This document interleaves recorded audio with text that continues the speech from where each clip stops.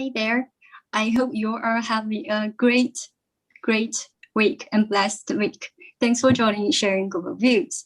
Here's a space we meet, learn, and share our thoughts, knowledge, and creative ideas with experts, young professionals, and great leaders around the globe. And I'm sure that you'll be inspired. So far, we've covered many fascinating topics. For example, meeting Antarctica and raising awareness of protect the ocean and planet, AI, and the sharing economy, the power and the potential of it, and the AI, also the technology and education, and so forth. If there's any topic that you are interested in or would like to discuss, please feel free to share with us through our social media platform. And a big welcome to you to join the community of Glaze. So how are you and what's our topic today? Hello, Helena. Thank you so much for the introduction. And again, welcome everyone having a morning tea from the Americas and Europeans having their lunchtime, and also the Chinese tea and the Asian tea in the Asian areas. Welcome. Now, we've introduced last time that there are many things that we're talking about in sharing economy that are about more traditional in type. But now, today, we're bringing art, something that we actually normally share in the museum, sharing the places that we can see to enjoy yourself. But this time, we really can bring it into a business type and also helping a lot of people to get it into schools and workplace. Now, the founding of Glaze actually was started in a very, very important place, Austria and Vienna. And actually, we have someone come from there. But before we introduce the speaker of today, I would like to welcome our standing chairman of the Glaze, our former president of Costa Rica, our standing chairman, Jose Maria Figueres. How are you, President? I'm doing very well. Thank you so much, Elena and T. Friends, a great pleasure to be with you again in this series of conversations sponsored by Glaze, the Global Alliance for the Sharing Economy, in which we promote the values, the ethos, and may I also say, the very logical position of a sharing economy in a world where the population is growing and where resources on the planet are finite. It makes a lot of sense to share a lot more than we have done in the past. And to be able to do that from an economic perspective, from a business perspective, makes a tremendous amount of sense. So as T mentioned, we were born in a fantastic meeting in the beautiful city of Austria. And today we go back in the beautiful city of Vienna, in Austria. And today we go back to Vienna with our guest speaker, Mr. Marcos Schober.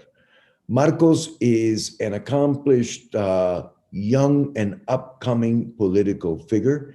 He is a member of the State Parliament of Vienna and a member of the City Council of Vienna as well. He has held numerous positions at the municipal council of his city, but he is also a founding member of several civil society campaigns and movements. So he is a founding member of the Campaign for People Who Need It. He is also a founding member of the European Union project, River Cities, and of something which is very relevant to this conversation, because he's also founded the association called Red Carpet of Young Art. Marcos will be speaking to us about something which is completely new to our endeavors and to our presentations here in this series of conversations, which is about sharing art. How do we share art in schools, in homes, at the workplace, and in other places? And how do we take art from our countries abroad as an expression of our values and our culture? So, Marcos, thank you so much for joining us today. We're very much looking forward to your presentation, and please, the floor is yours. Thank you very much. First of all, thank you for having me. as you introduced me, I'm a member of the State Parliament in Vienna since 2015. And apart from my duties as an elected official and within the Austrian Armed Forces, art has always been a central figure in my life. This led me to become a part of various projects, and thank you for introducing all the projects and organizations which do not only aim to promote art, but also intend to implement art into everyday life, mainly around the city of Vienna. And you were talking about the Red Carpet Art Award. I will give you a little view about a small company here in Vienna. It's called A Change. And then I will talk about the sharing economy in art and culture in Vienna, and about a real great project here in Vienna. It's called Future Work. It will take place in all 700 schools in Vienna. And yeah, I will begin with the Red Carpet Art Award. The Red Carpet Art Award for international promotion for young art was started back in 2009 with Mr. Gras, and it had multiple intentions. There were awards which were given to up and coming artists in order to promote their work. Additionally, it attempts to secure funding through PR and marketing campaigns. The Red Carpet Art Award also has its own private collection of art, which purchased from selected artists, and since last year, there has been an art scholarship. That is that artist-based side of the project. The goal of the people-based side of the project is to bring art to people in everyday situations. To do so, the Red Carpet Art Award exhibits art in various places, such as showrooms in subway stations. It's about 7 subway stations in Vienna, across Vienna, and even displays in hospitals. The organization also promotes the young art in government housing.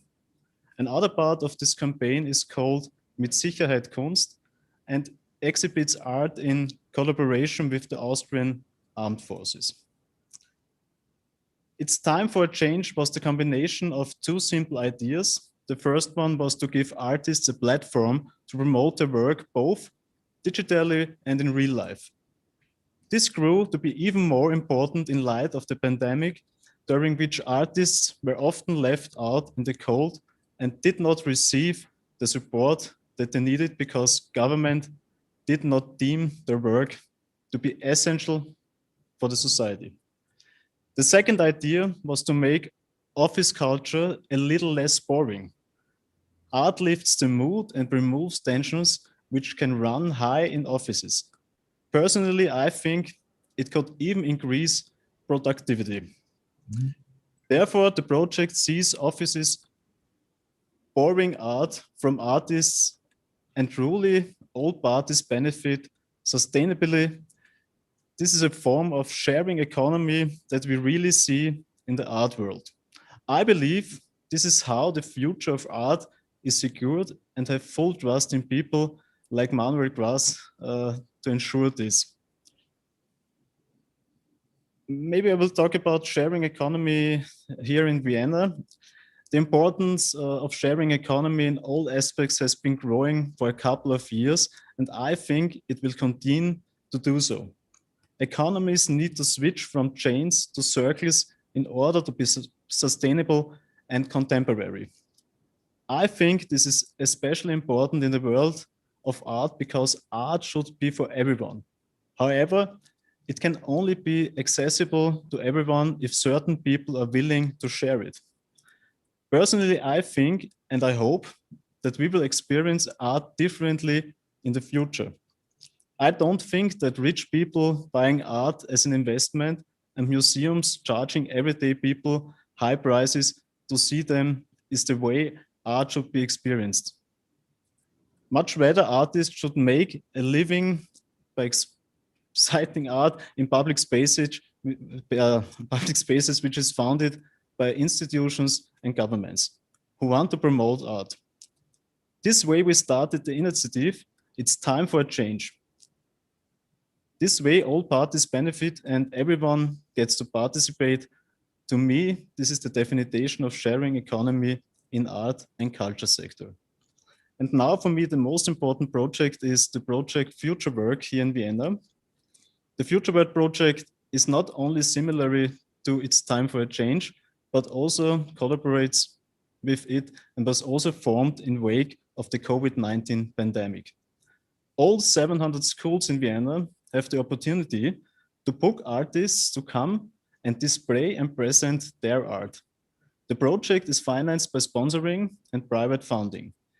This provides another gateway to art for young people and ensures a living salary for artists. Once again, everybody benefits. So as you see, the Red Carpet Art Award, the company, It's Time for a Change, and this project in Vienna for all the schools are working together. And I think this is a great example for sharing economy in art, and how we can use this for a better future, for both for artists and for the society. Marcus, thank you so much for your presentation. I love the way that you have put these organizations together in what I would call an ecosystem that makes so much sense to not only support the arts in the context of sharing and of a sharing economy, but also I was very much taken by, for example, your having said that you believe that art in offices lowers tensions, aims, and helps higher productivity. And I would fully agree with you on that. As you were saying about these things, I was remembering offices in which I have been where art pieces that are in there just give it such a different feeling, a different impression. I think it puts you in a different mood, in a much more collaborative fashion to find solutions and be positive about life and about the things that we have to undertake. And particularly your support of the arts and artists in these times of this crisis, where not only in your country, Austria, but in many of our countries, artists have been, in a very sad way, left to themselves and are having a very hard time in moving forward. So thank you for your leadership in having come up with this ecosystem. Maybe one thing, as you know, Vienna is the city of culture, and people are coming to Vienna because of this culture. And we need these programs, we need these ideas to help the artists and the culture to come out of this crisis. We have seen the situation in 2008 after the financial crisis, and now we need these new ideas, and we need the young people to bring them to art, to bring them to new ideas for the society and for the economy. But this is very, very important for the city of Vienna. Thank you so much, Marcus. Yes, it is. So if we may, Marcus, we would like to move to a question and answer period. We have several questions for you.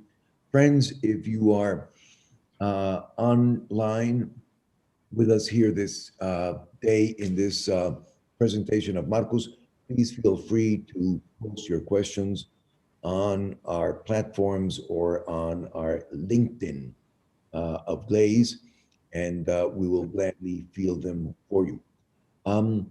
Elena, would you care to ask the first question, please? Yeah, sure, Mr. President. Marcus, here's on the one question, like sharing arts in workplace, homes, schools, or maybe even in hospitals, very bold and creative ideas. And you've said that it's time for a change. I couldn't agree more. But during the process of changing, any challenges or obstacles, and how do you overcome that? Thank you. Thank you, Elena. So Marcos, how do you overcome the challenges and the obstacles in putting this forward? What has been your experience? Yes, we founded the project in 2008. So you can see you need a long time to find the right partners, to find politicians, and to find people who are sponsoring such a project.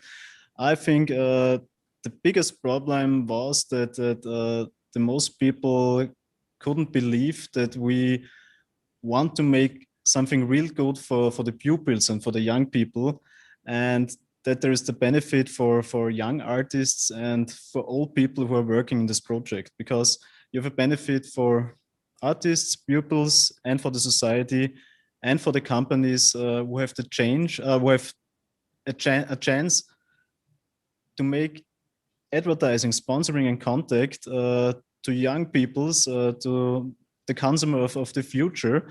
And since we are working with the young people and the schools, we saw that the project got really wings. And I think it was the biggest problem we had, that people couldn't imagine that art and school and science could come together. And this was really a hard way for the project.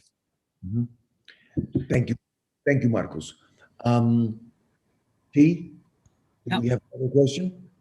Yes, sir. We have actually on board on Zoom Professor Hector. Would you like to briefly introduce yourself and then ask a question you posted? Thank you, President Figueres and Ted, for the opportunity to ask a question. And Marcus, thank you for your presentation. Actually, I believe that this is a very important moment to which carry out this type of entrepreneurships and important decisions, especially coming from Vienna, which is, like you said, the city of culture.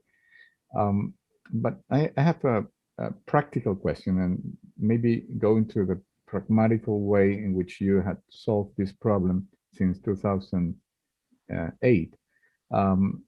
How did you go about to attract the young people? Because what you're doing is promoting young people into the arts. How did you do it in the pragmatical way?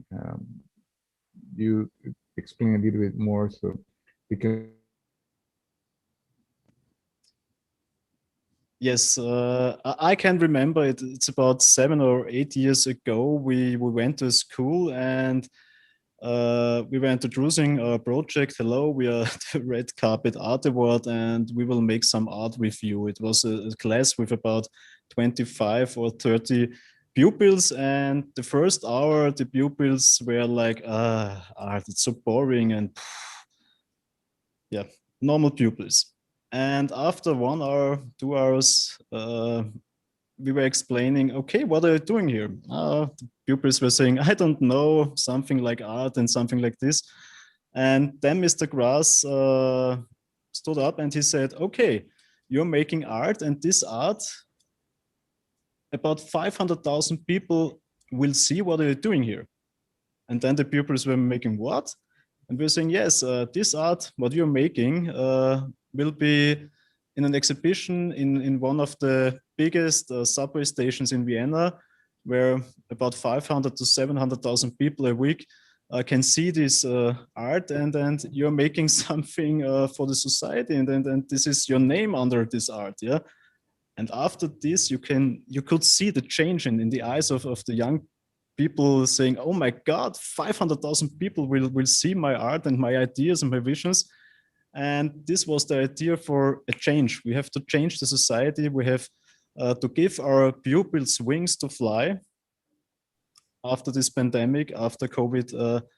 And I think we should do this not only in Vienna, we should do this everywhere, because I know schools everywhere around the world, and we have to do everything for the future of our world, and this begins in schools. So yeah, you need enthusiasm, you need power, and you need the right people. maybe just a quick follow-up, if it's possible. After pandemics, in the history of the pandemics, you can, of course, you will have the suffering that a pandemic brings to the people, and a lot of tension.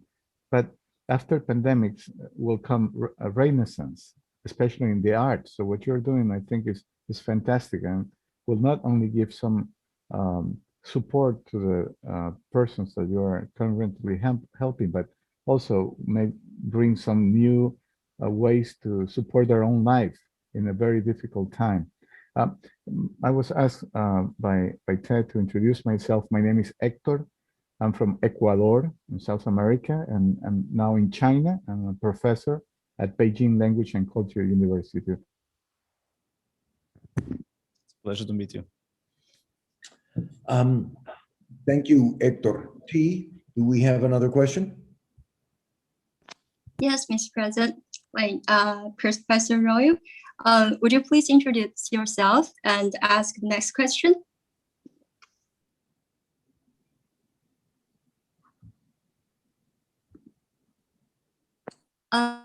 You are on mute.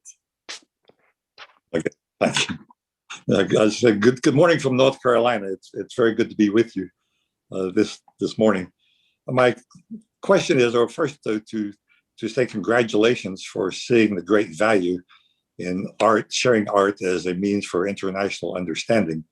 My experience working for the Organization of American States, which is an international organization of the 34 countries in Latin America and the Caribbean and North America, is focused on developing entrepreneurial skills for young people as a means of self-employment and survival in many cases.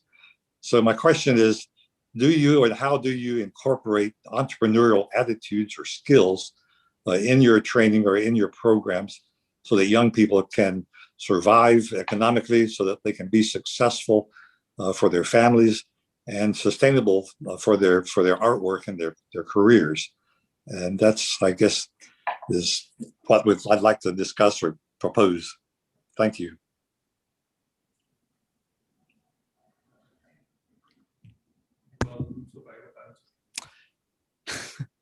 That's not an easy question. Yeah, that's. I think the most important thing in this project is that it's not only a project in one school, and it's not only a project in one class, and not only with this teacher and a small group of pupils. We are looking forward for a project in the city of Vienna in all schools, and I think this is the motivation for the young people to bring all the things you said. And I can remember in the past when we have projects only in this school, only in this district, only for really a small team, it doesn't work. And I think if you are making such a program for really future work and for sharing economy with young artists from Vienna and everything, you need the politics, you need the government, and you need, like in Vienna, the decision to make this project all over the city.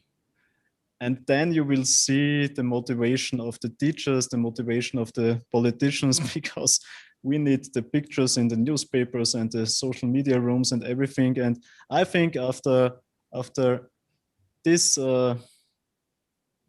opportunity to work together, everything will run easier. So I think this is for me the most important thing, that all these parts are working together on this project. Mm-hmm. Thank you, Marcus. Marcus, if I may, you use the platforms then to promote, of course, digitally the work of artists as well, as the exhibitions in the different subway stations that you mentioned, etc. Which have you found some platforms that are more friendly to being able to exhibit art and that are easier then to use for people around the world that may be listening to you that would like to start something like what you have done in your own country in theirs?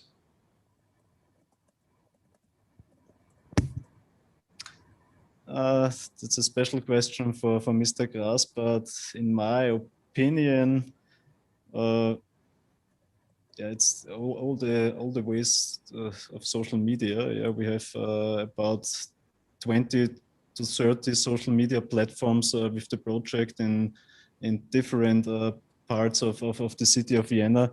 Of course, social media was really helpful, but in this project, it was very interesting that the showrooms were the only galleries during the pandemic, and there was no chance to go to a museum or to a restaurant, and we had these showrooms where every week was a new exhibition, and people were going there. And normally it's not interesting to see this art because you have so much art in social media and so much art everywhere in museums and in galleries.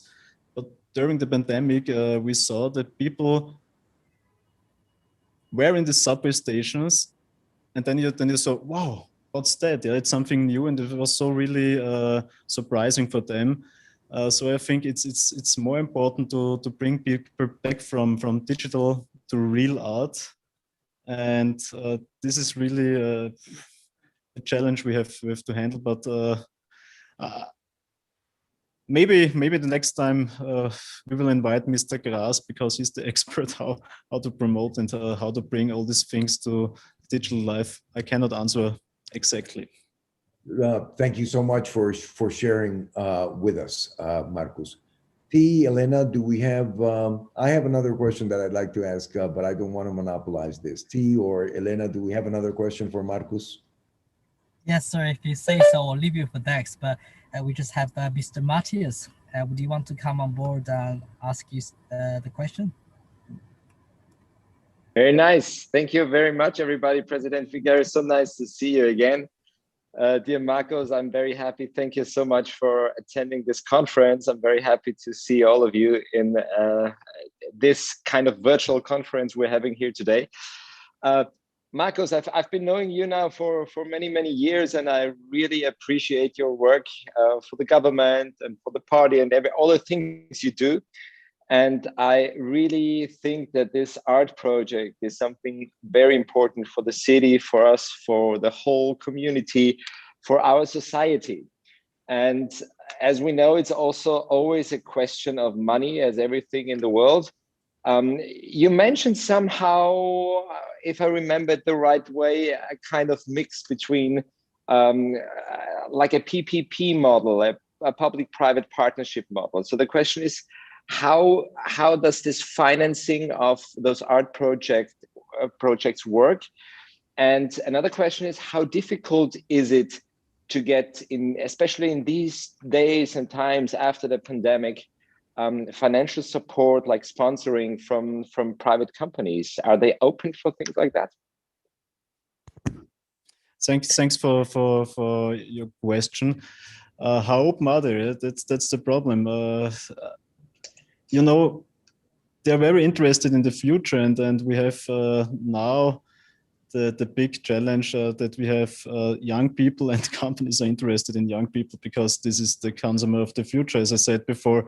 The first question I couldn't hear because we had problems with the technique, so maybe you can repeat it for me.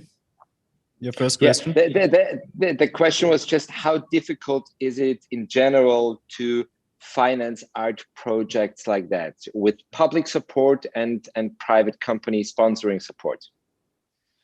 There's a difference between the Red Carpet Art Award and the company of Time for a Change. The Red Carpet Art Award now is financed by the city.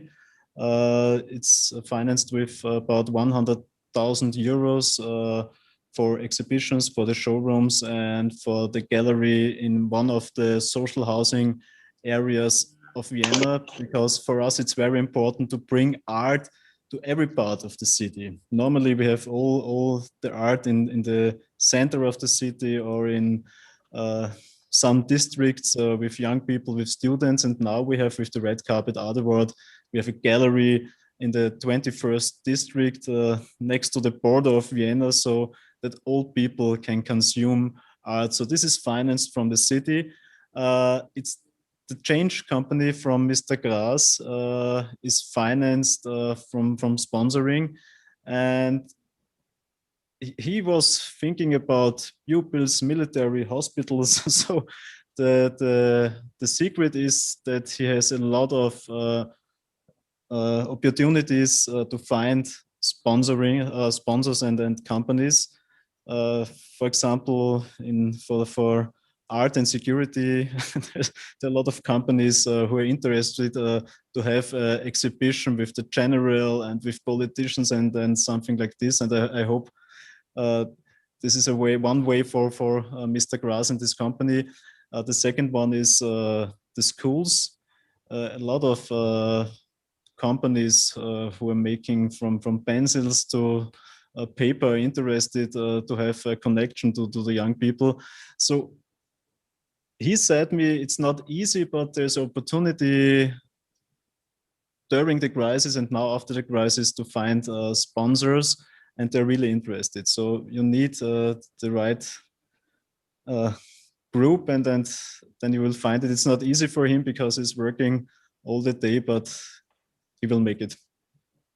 Maybe I can I just add just one more little question regarding the possibility of getting art available for everybody without paying high fees and entries for museums and all of that. Do you think, Markus, that it could be possible to make a project like this happen without any support of a city, of a government? Because I mean, we're both living in Vienna. We know that the city of Vienna, especially the government of Vienna, always supports art in every way. The Vienna State, from the Vienna State Opera down to all the galleries, they all get support by public money. I know that in many other countries, it is not like that, especially, I mean, mostly all over the world. So the question is, do you think it is possible for private initiatives without any public money to get things like that done? Yes, I think so. Another question, who is supporting young artists during crisis or now after the COVID-19 pandemic? So I think this is the future. And as I said, Vienna is the city of culture, and it's not only the city of the big opera and the Philharmonic orchestra and something like this. We need these young people, and we need these fresh ideas in the city. So yes, I think it's very important, and I think it's the only way to support these young artists together with companies in a creative way. And I think we need much more places, and you know it. And when not you're invited to the Schlingerhof, we can go there. You have 10 to 20 young people thinking for the future. And I think we have to connect the economy, the artists, and the government. And we have to create new things for the future. This is for me the only way to finance young artists for the future. We have to finance the big houses, we have to finance the big culture, but this is a part of the city of Vienna, and we are talking about 20,000 people here in Vienna, and I know Vienna is a small city, so you can imagine your cities with much more millions of people, there is a market and there is a need for such a project, for such projects. Thank you. Thank you, Markus. Elena T., do we have any other question?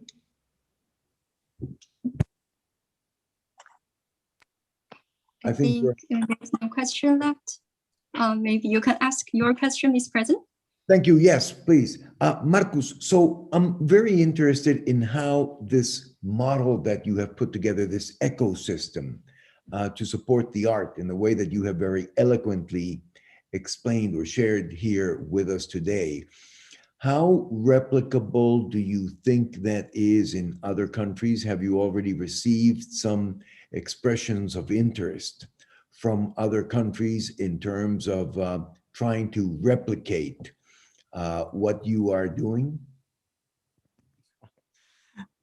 This is so typically Viennese. You can do this project better in other cities than in Vienna. You know, Vienna, there's a culture, you have to be there to be famous. But we tried this project in Zagreb, and we tried the project in Berlin, and I think in 7 or 8 other countries. And there, the project worked better than in Vienna. So yes, you can do this everywhere. And I think this can be really a game changer for art, economy, and how can young people who are really creative and doing really a good job for our future, because we need these visions. We need people that are thinking another way of the society and the other way of some parts that we need in the future. This is possible everywhere. Marcus, thank you so much. I want to thank you, Marcus, for your presentation. Moreover, I would like to thank you for your passion and your dedication to promoting art, to working with students, especially in these hard times of the crisis, and to helping artists in your countries. What you have done is truly an inspiration for a sector of our societies, the artistic community that has gone through a very, very rough time, much rougher than other sectors of our economies during this crisis.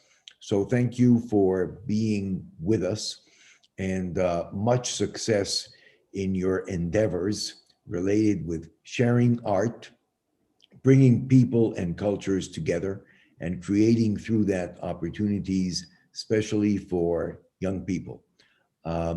We wish you a tremendous amount of success, and we will keep up and watch you as you move forward. And hopefully there will be another opportunity several months down the road where you can come back and give us an update on what new things you are working on and how this progressed. So thank you so much, Marcus. Friends, thank you for having me. No, thank you so much. We come to the end of this presentation brought to you by GLAZE, the Global Alliance for the Sharing Economy. Thank you very much, friends from around the world, for having joined us in this very interesting conversation of sharing art with Marcus Schober. We would also like to invite you for our next conversation, which will take place exactly 2 weeks from now at the same time on Wednesday, the 23rd. We are teaming up for that presentation with a very prestigious media company, which you will immediately recognize around the world when we present them to you the next time around. And we will have a very interesting and quite in-depth analysis of where the world is today, what the challenges are, and how we can increase the opportunities for a sharing economy. So until then, thank you so much. Have a great week, and see you 2 weeks from now. Bye-bye. Bye-bye. Bye-bye.